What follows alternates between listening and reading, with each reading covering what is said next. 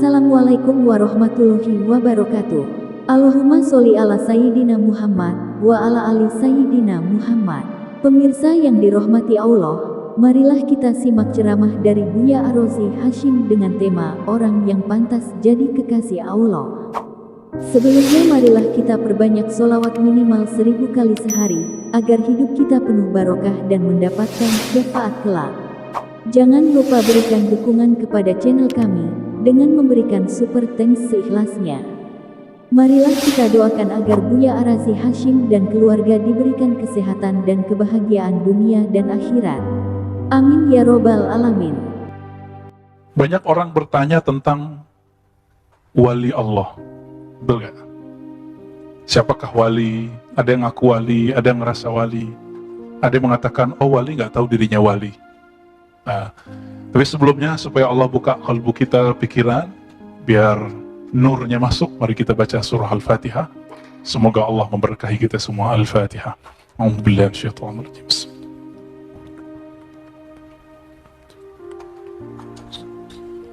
Shiratal ladzina.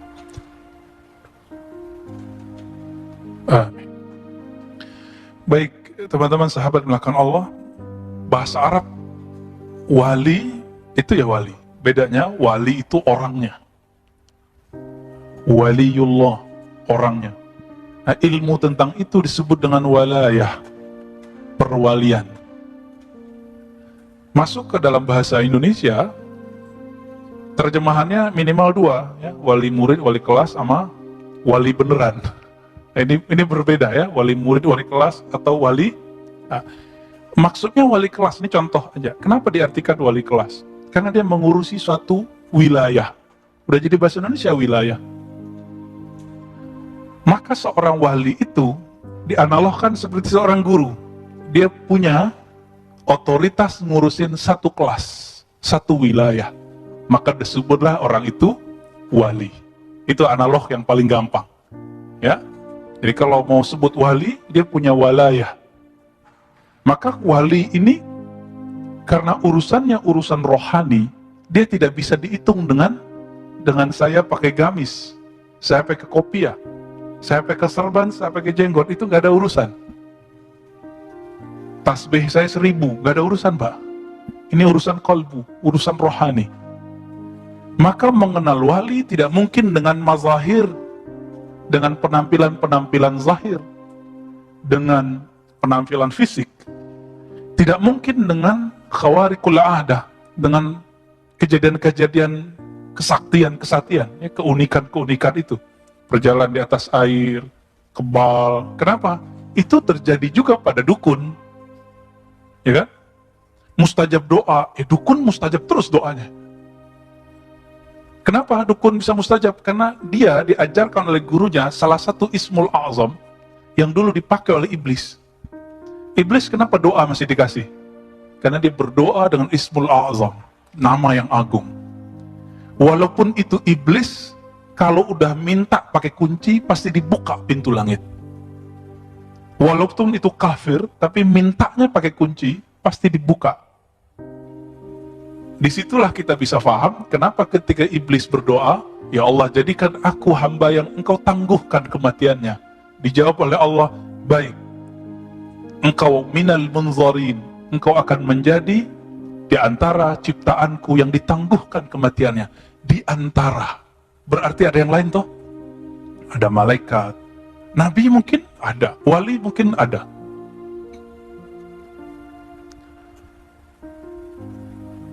Maka wali Allah itu secara harfiah artinya orang yang disayang oleh Allah Subhanahu wa taala.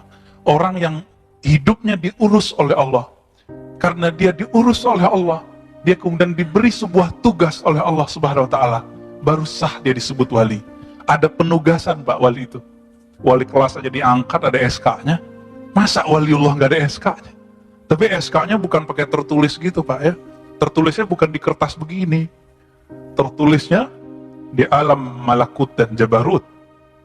Ini yang disebut dalam hadis Nabi. Orang yang tidak terkenal di bumi, terkenal di langit. Yang Nabi katakan ya, siapa yang menyebutku Kata Allah Ta'ala, hadis qudsi, man zakarani fi malain, siapa yang menyebutku dalam keramaian, aku sebut dia dalam keramaian yang lebih baik dari keramaian yang ada di bumi. Itu wali itu Pak, wali yang masyhur di langit dan di bumi. Ada yang cuma masyhur di langit, itu lebih banyak, nggak terkenal di bumi, karena mereka tidak dapat tugas jadi dai. Yang terkenal itu kan dai. Kata Imam Ibn Athaillah, wali di zamannya, kalau seorang pendakwah terus bilang, saya nggak mau terkenal, bagus. Tapi menolak terkenal nggak boleh. Minimal terkenal di jamaahnya, ya kan? Terkenal itu ma'ruf, dikenal oleh jamaahnya. Gimana Pak dakwah kita nggak tahu orangnya? Kita mau denger nggak dia ngomong? Nggak mau. Nah, Nabi Muhammad Allah kenalkan dulu sebagai orang yang amin, sebagai orang berakhlak yang baik, baru kemudian dijadikan sebagai dai. Itulah Sayyidud Du'at, penghulu semua para pendakwah di dunia, yaitu Nabi Muhammad sallallahu alaihi wasallam. Jadi kewalian itu tugas. Ya.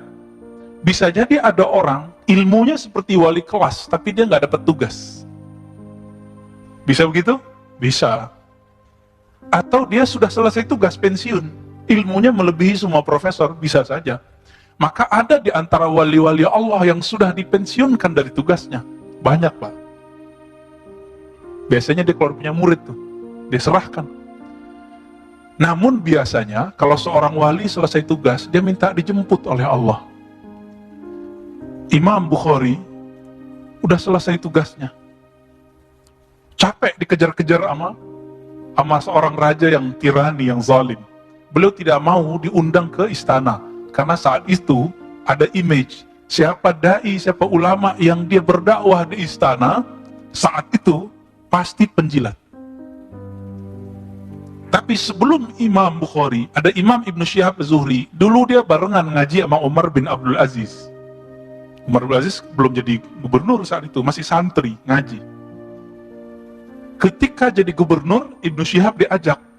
Ketika dia jadi khalifah, Ibn Syihab Az-Zuhri diajak. Kalau itu nggak disebut menjilat, itu jadi penasehat. Kalau bukanlah Imam Zuhri, tidak ada Imam Bukhari yang kita kenal hari ini. Karena hadis-hadis yang dipakai oleh Imam Bukhari itu adalah warisan-warisan generasi abad kedua, yaitu Imam Ibn Syihab Az-Zuhri. Nah, Imam Bukhari selesai tugas kewaliannya, dia minta meninggal. Ya Allah, ambil aku malam ini juga. Meninggal Pak malam itu baru wali. Coba Pak, berani nggak bilang gitu? Kalau wali itu pengen hidup panjang, itu Allah kasih Pak. Kekasih dikasih gak permintaannya? Kasih, ya. Tapi ada tugas. Nah, taib. Kita masuk ke kitab ini. Di Quran itu ada Allahu waliyul ladzina amanu, Allah wali orang-orang beriman. Maka wali itu ada wali secara umum. Allah yang mengurus semua hamba-hambanya, maka disebutlah Allah itu wali. Berarti karakter wali apa? Mau ngurusin orang, Pak. Ngurusin hamba Allah. Allah itu setiap hari mengurusi hambanya, tapi setiap hari juga orang kemudian durhaka kepadanya. Maka orang-orang yang ingin menjadi wali kekasih Allah, ngurusin hamba-hamba Allah, ngurusin masjid-masjid Allah, ngurusin tempat belajar ilmu-ilmu mengenal Allah, mengenalkan umat kepada Allah, tapi dihujat oleh umat. Tapi dikata-katain oleh umat, siap nggak? Kalau siap, antum akan diangkat jadi kekasihnya. Itu harus punya keputusan. Kalau takut dibenci, takut populer dibenci, maka Ibn Athaillah mengatakan, ente abduz zuhur, ente bukan hamba Allah yang maha nyata, ente itu hamba Allah yang suka popularitas. Kita juga nggak pengen diam-diam aja, sembunyi-sembunyi, enggak. Kalau ada tugas kita jalan. Maka Ibn Athaillah mengatakan, jika tugas sudah diturunkan oleh gurumu, oleh Allah SWT, oleh Rasul SAW, maka tidak ada lagi ceritanya diam-diam. Kenapa? Wali Allah bukan hamba sembunyi-sembunyi, tapi dia hamba Allah yang maha menyembunyikan dan maha menyatakan, yang maha populer dan maha gaib, maha zahir dan maha batin. Ya. Jadi kalau antum bisa berdakwah lewat FB, lewat Instagram, terusin. Tapi jangan kemudian ada yang unlike, ada yang kritik, hatinya jadi gundah. Dikata-katain orang di YouTube, sakit. Ya. Mending sakit badan, sakit hati. Nauzubillah min dzalik. Baik. Apa kata beliau? Syarat kewalian itu beda wali sama nabi apa? Seorang nabi syaratnya maksum, terpelihara dari dosa. Disinilah Syekh Ibnu Taimiyah melanggar ijma ulama Ahlus Sunnah yang mengatakan bahwa Ahlus Sunnah nih sepakat bahwa nabi, semua para nabi dan rasul terpelihara dari dosa besar, begitu juga yang kecil. Tapi Syekh Ibnu Taimiyah, semoga Allah mengampuninya, ya, karena beliau di akhir hayatnya bagus dan dikuburkan di kuburan para sufi, makbarah sufia. Gak percaya antum berangkat ke Damaskus. Jadi di sana ada komplek para sufi, hanya sufi yang boleh dikubur di situ, Pak. Hanya wali-wali Allah yang boleh dikubur di situ. Ibnu Taimiyah akhir hayatnya beliau mengamalkan kitab Risalah Qusyairiyah. Makanya beliau mengeluarkan kitab Al-Kalimut Thayyib, lalu kemudian opininya 2 jilid dalam Majmu' Fatawa tentang tasawuf. Sangat bagus sekali. Sangat bagus sekali, ya. Tapi beliau mengatakan apa? Para nabi terpelihara di dosa besar, tapi tidak di dosa kecil.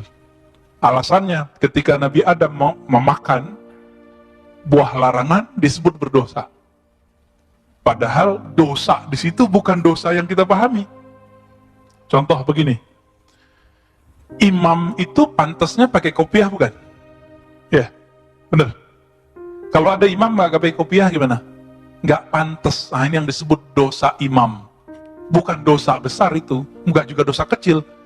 Kepantesan. Khotib pakai baju kaos kira-kira gimana, Pak? Pantas nggak? Nggak pantas. Nggak pantas. Nah, jadi Nabi Adam tidak pantas melakukan itu, tapi Nabi Adam kekasih Allah bukan? Maka Nabi Adam itu kekasih Allah melakukan sesuatu pelanggaran. Adam, kira-kira Allah murka atau gemes? Kalau kekasih gemes, Pak. Maka dikasih ujian, turunlah ke bumi. Jadi itu bukan kemurkaan. Ini perbedaan perspektif akidah Islam dengan akidah di luar agama Islam, ya, yang menganggap kalau Nabi Adam dan Siti Hawa itu dikutuk. Nauzubillah min dzalik. Maka seorang wali itu hanya mahfuz, bukan maksum. Mahfuz dari kata hafaza yahfazu hifzan. Hifz, hafaz. Hafalan. Hafalan itu hafiz. Orang yang hafal hafiz.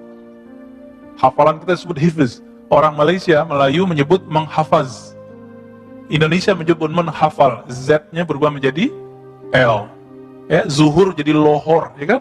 Zuhur jadi luhur. Ya, biasa, itu perubahan-perubahan dialek. Apa bahasa orang makan Allah? Seorang wali itu dijaga oleh Allah, tapi bukan disucikan. Apa ciri-ciri dijaga? Kalau dia terjebak maksiat, Allah cepat ambil dia. Allah cepat tegur dia, dikasih jalan pulang. Tapi kalau bukan kekasih Allah, antum maksiat, nggak bisa keluar-keluar dari maksiatnya. Jadi para wali bisa maksiat nggak? Bisa. Tapi karena dia kekasih Allah, kekasih kalau salah, antum punya anak, anak kalau salah, dipecat nggak sebagai dari anak? Bisa nggak? Mau gimana juga, anak tetap anak. Nggak ada namanya pemecatan anak. Ada?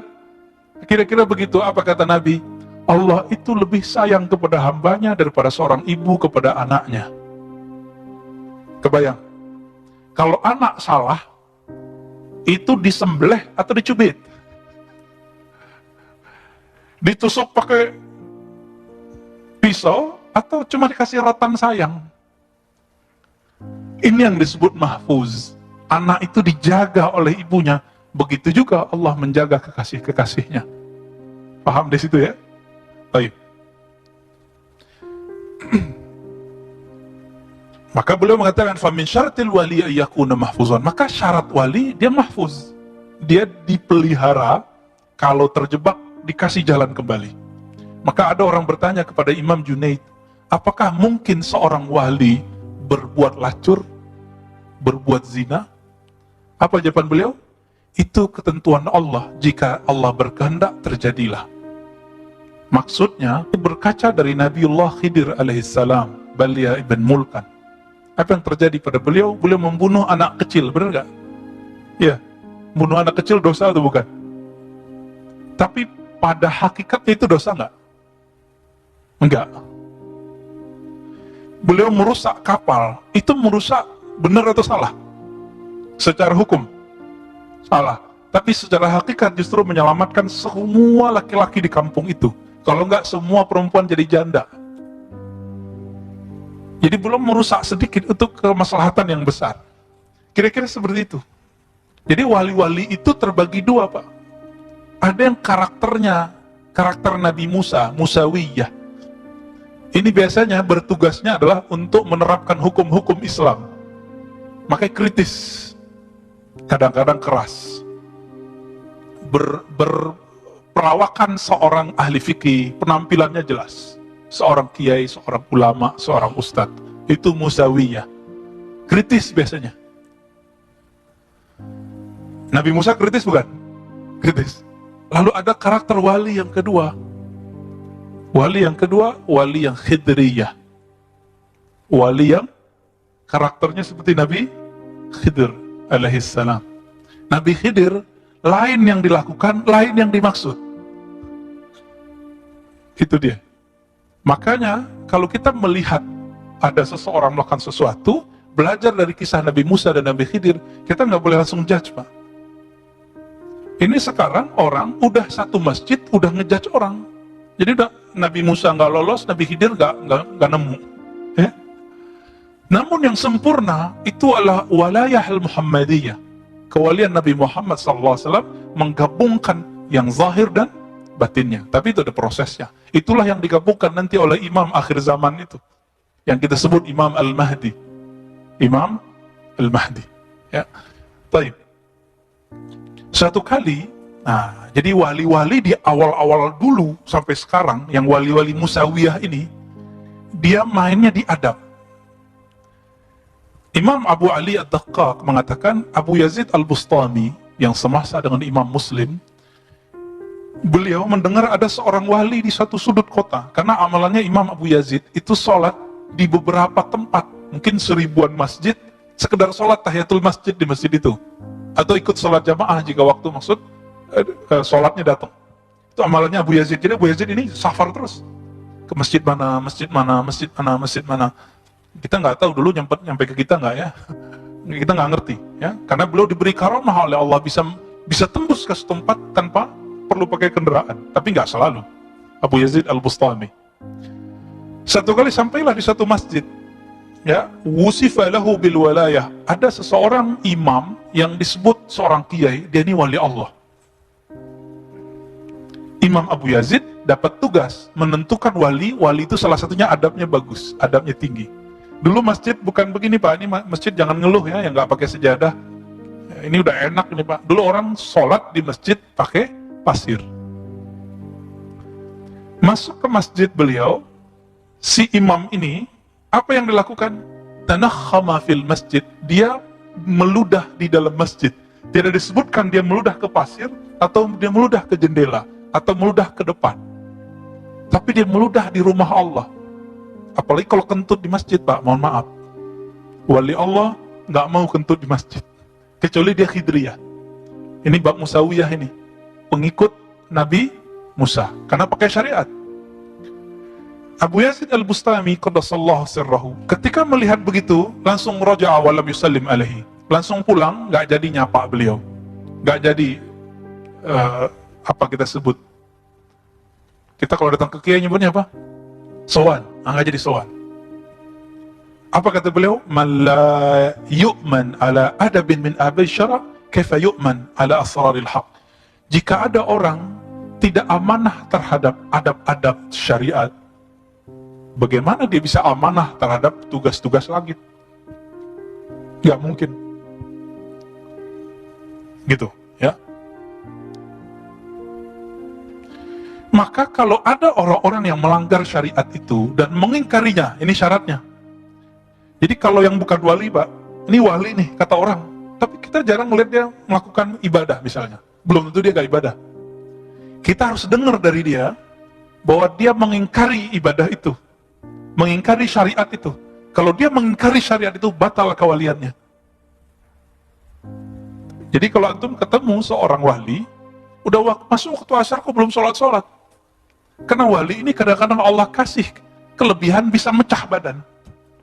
Siapa itu? Nabi Yakub. Nabi Yakub kekasih Allah bukan? Beliau nabi, nabi itu pasti wali. Nabi Yusuf sedang digoda oleh seorang perempuan, yaitu Zulaikha, sedang digoda itu. Tiba-tiba Nabi Yakub ada di depannya, memukul dia dengan tongkatnya. Nabi Yakub di mana? Di Yerusalem. Nabi Yusuf di mana? Di Mesir.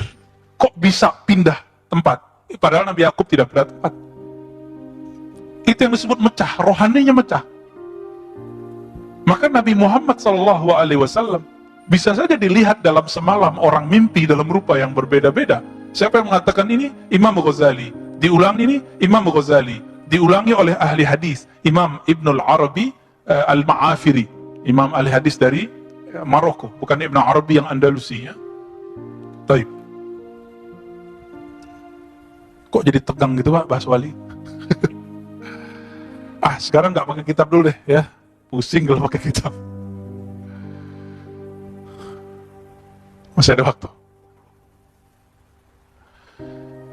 Wali itu setinggi-tingginya wali, dia di bawah semua para nabi. Setinggi-tingginya para wali, dia pasti di bawah derajat para nabi. Dan setiap wali pasti mewarisi seorang nabi. Setiap wali. Dalilnya apa? Al-ulama warathatul anbiya. Ulama pewaris para nabi, bukan rasul. Maka yang diwariskan oleh seorang nabi adalah nubuatnya, bukan kerasulannya. Ada wali yang diwariskan oleh Nabi Ibrahim. Maka coba lihat nanti, tawakalnya tinggi, musuhnya banyak. Musuhnya banyak, tawakalnya tinggi. Pegangannya hasbunallah wa ni'mal wakil. Bukan bikin laris dagangan itu doa ya.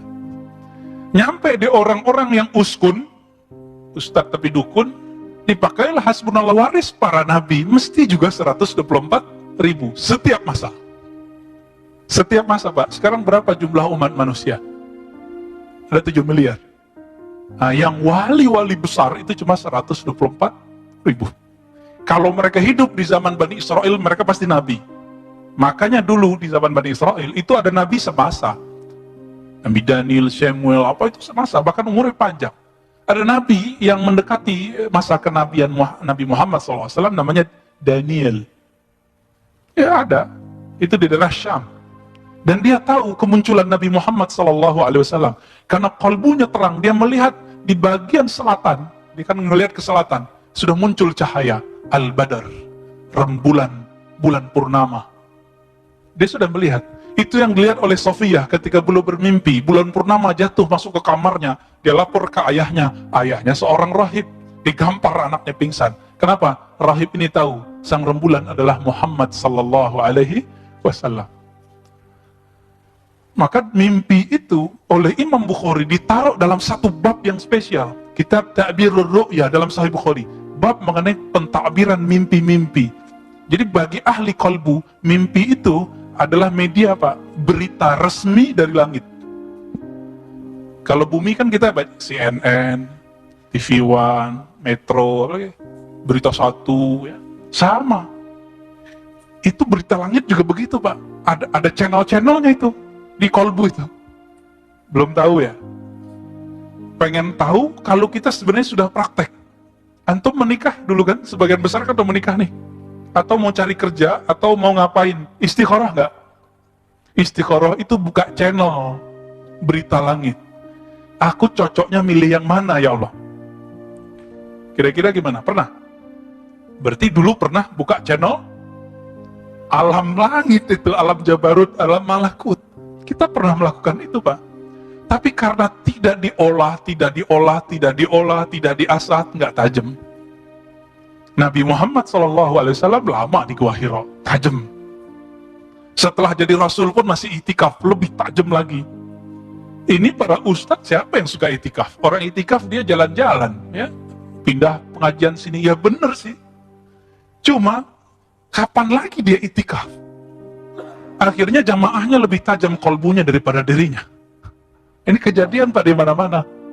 Ya, ini pelajaran buat saya. Karena kita berdakwah, kita ngajar, kita guru ngaji. Ngajar orang tapi kayak lilin, nyinari orang tapi kita kebakar. Inilah nasib orang yang tidak menyisihkan waktunya bersama Allah Subhanahu wa ta'ala. 124.000 itu dari mana? Secara fisik mereka dari Nabi Adam alaihis salam. Benar ya? Semuanya, benar. Ini anak Nabi Adam itu anak iblis. Nabi Adam ya? Sepakat. Karena semuanya keturunan Nabi Adam, semuanya keturunan Nabi Adam itu ditegur oleh Allah SWT, dikasih pengajaran. Saya pernah membahas ini. Suatu kali Nabi Adam ditanya, Dam, ente kok bisa sholawat? Tahu dari mana? Allah berbahasa basi. Padahal Allah Maha tahu semuanya. Ini dialog mesra Allah dengan kekasihnya. Apa jawaban Nabiullah Adam alaihissalam? Ya Rabb, aku melihat ke arasmu ke langit sana, aras langit. Jadi langit itu ada langit yang 7, ada langit aras. Beda. Karena langit itu bahasa Arab artinya sumu, kullu ma'ala fahuwa sama. Semua yang tinggi disebut langit. Memandang dia ke atas, surga kan sudah di Sidratul Muntaha. Sudah di atas langit ke-7, Pak. Melihat ke langit-langitnya Sidratul Muntaha, tembus pandangnya sampai ke aras Allah Subhanahu wa ta'ala. Di situ dia melihat nama Allah dan nama Muhammad atau Ahmad. Berpikirlah Nabi Adam, tidak mungkin ini nama biasa, pasti nama spesial. Karena nama pencipta digandengkan dengan nama seseorang. Ini coba lihat. Kalau dulu waktu masih kecil, waktu sekolah, sering nggak nulis nama kita love siapa gitu. I love siapa, ditulis Pak, bener nggak? Bahkan perempuan-perempuan kalau nikah atau pas ulang tahun sering buat kalung simbol namanya misalnya Sinta, cowoknya namanya apa namanya? Mahadi gitu ya, SM gitu. Dibuat love SM, simbol. Siapa yang mengilhami itu? Allah. Maka kita kalau di rumah, bagi yang tidak mengharamkan foto dia, ya kan? Kita kalau cinta Allah dan Rasul, kita kasih kaligrafi Allah Muhammad, ya kan? Itu siapa yang mengilhami? Allah Subhanahu wa ta'ala. Kita kalau cinta sama orang tua, kita taruh apa fotonya di rumah. Cinta guru, kita taruh gede-gede di rumah. Bener? Ya, kita kadang-kadang kita foto sama guru, kita pasang jadi ya apa namanya, DP namanya, bukan DP mobil ya. Kenapa itu terjadi? Itu ilham dari Allah. Ini yang dilihat oleh Nabiullah Adam alaihissalam. Maka Allah mengatakan, ya Adam, tahukah engkau wahai Adam, siapakah itu Muhammad atau Ahmad? Apa jawaban Adam? Engkau yang lebih tahu ya Allah. Dijawab oleh Allah Subhanahu wa ta'ala, itu adalah orang yang karena dia aku ciptakan engkau.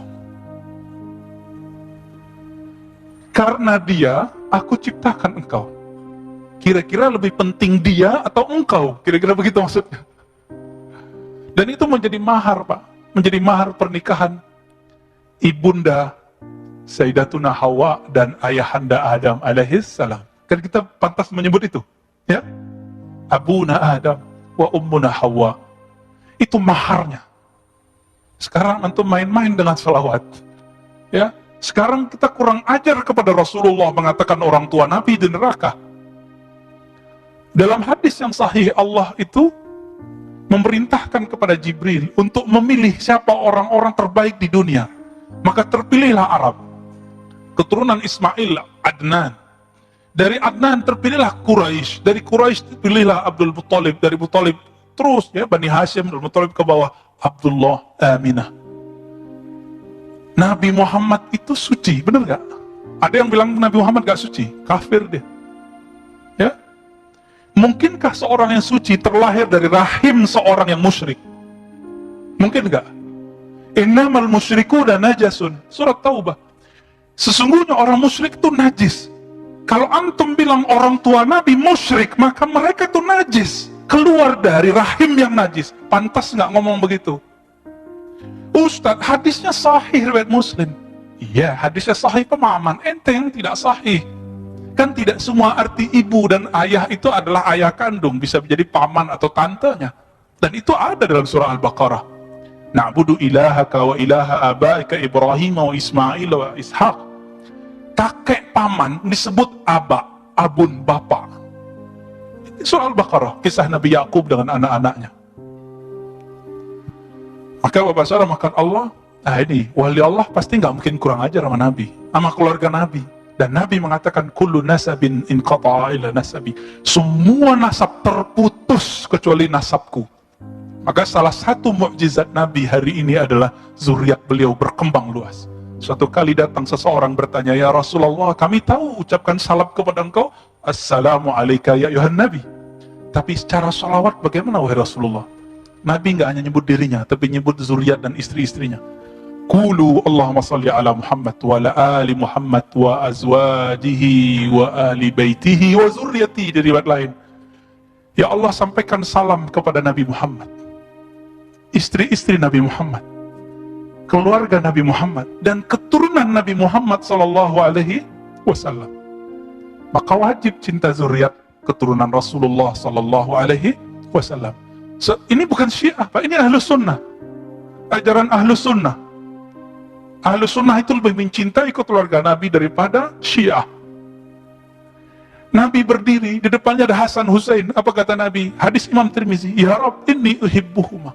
Aku mencintai keduanya. Fa'ahibbahuma. Cintailah keduanya. Dalam riwayat tambahan Imam Tirmizi, maka cintailah ya Allah siapa yang mencintai keduanya.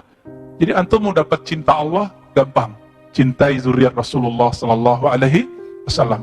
Namun zuriat itu terbagi dua. Ada zuriat rohani, ada zuriat jasmani. Yang sudah beruntung menjadi zuriat jasmani, tinggal syukurnya diperbanyak, kenali kakek Nabi Muhammad sallallahu alaihi wasallam. Kita yang bukan zuriat nih, ya Beb ya, kami yang bukan zuriat ini, kita punya kesempatan menjadi zuriat rohani. Karena Rasulullah sebutan nama lainnya adalah Abul Arwah, bapaknya semua arwah. Antum punya ruh nggak? Ruh kita tetesan dari ruhnya Nabi Muhammad SAW. Inilah bagian akhir yang mau saya sampaikan. Qul huwallahu ahad. Katakanlah hai Muhammad, Allah itu ahad, esa. Ya, Allah itu esa sendiri. Jadi dulu belum ada aras, belum ada alam semesta, belum ada semuanya itu hanya dirinya. Lalu Allah menghembuskan nafakhtu, Allah hembuskan nafasnya. Tapi jangan dibayangkan Allah menghembuskan nafasnya. Hembusannya itulah yang disebut Ahmad. Inilah yang dibahasakan oleh Nabiullah Isa, inni mubasyirum birrasuli ya'ti min ba'di ismuhu Ahmad, surat Shaf. Jadi Nabi Isa menyebut Nabi Muhammad dengan nama azali. Nama azali itu alam sebelum alam ini. Siapa namanya? Ahmad. Aku mengabarkan kepada Bani Israel dengan Nabi yang namanya sudah ada di alam azali. Namanya siapa? Ahmad. Ahmad inilah kemudian menjadi Muhammad. Pancaran cahayanya menjadi nama Muhammad. Allah itu memandang Ahmad Muhammad, intinya itu Muhammad. Jadi kolbunya itu namanya Muhammad. Cahaya Allah ada di situ. Apa kata Allah dalam hadis Imam Bukhari, ya? Allah memandang bukan ke fisikmu, bukan ke amalmu, Allah memandang ke kolbumu. Kenapa? Di kolbu kita ada akses ke ruh. Ruh itu adalah pancaran dari nur Nabi Muhammad sallallahu alaihi wasallam. Itulah yang disebut nur ala nur. Nur berlipat-lipat. Allah pandang itu. Karena Allah ingin dikenal oleh cahaya tadi. Tapi siapa yang berani menatap Allah subhanahu wa ta'ala? Inilah makna ayat ya, dari surat Zariyat. Wa ma khalaqtul jinna wal insa illa liya'budun. Tidaklah aku ciptakan jin dan manusia kecuali untuk mengenalku, bukan hanya menyembahku. Pantas nggak orang menyembah sesuatu yang dia nggak kenal? kerja tapi nggak kenal kerjaannya apa, nggak tahu atasannya siapa. Nyaman nggak kerja begitu? Itu sebabnya antum kenapa nggak nyaman berdiri lama dalam sholat, kenapa tidak jelas siapa yang disembah. Ibnu Abbas radhiyallahu ta'ala anhu mengatakan, liya'buduni liya'rifuni. Jin manusia itu misinya cuma satu, mengenal aku. Inilah makna dari surat Thaha ayat 14. Hai Musa, ya, innani anallah. Allah kasih mengenalkan dirinya, akulah Allah, tiada yang disembah kecuali aku. Fa'budni, maka sembahlah aku. Itu artinya apa? Kenalilah aku. Jadi misi kita apa Pak di dunia? Mengenali Allah. Coba sekarang misinya dijauhkan, ditaruh di tempat yang tinggi. Apa misi kita? Mengenal yang disembah. Maka kalau sudah misinya itu, kita nggak akan riwah Pak masalah-masalah kecil sunnah bid'ah itu.